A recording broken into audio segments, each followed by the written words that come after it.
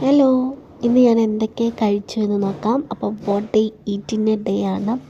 രാവിലെ തന്നെ സേമിയ ഉപ്പുമാവാണ് ഉണ്ടാക്കിയത്. നല്ല രസമാണ് കേട്ടോ, അതിങ്ങനെ കുത്തി കുത്തി ഫോർക്ക് കൊണ്ടൊക്കെ കുത്തി കഴിക്കാൻ.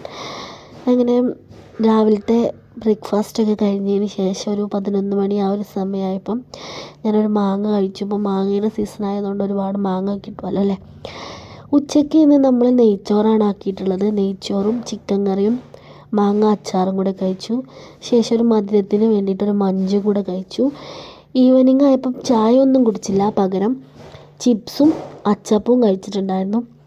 രാത്രി ഇവിടെ നോർമൽ മന്തി വാങ്ങിയിട്ടുണ്ടായിരുന്നു. അപ്പോൾ ആ ചിക്കൻ ആർക്കും ഇഷ്ടമില്ലാത്തതുകൊണ്ട് ഇതുപോലെ തോരനാക്കി ഉണ്ടാക്കി ആ ചിക്കൻ വെച്ചിട്ട് അതും മന്തി റൈസും മയോണൈസും ഒക്കെ കൂടി കൂട്ടിയിട്ട് നല്ലൊരു പിടി പിടിച്ചു കേട്ടോ. നല്ല ടേസ്റ്റ് ഉണ്ട് കേട്ടോ.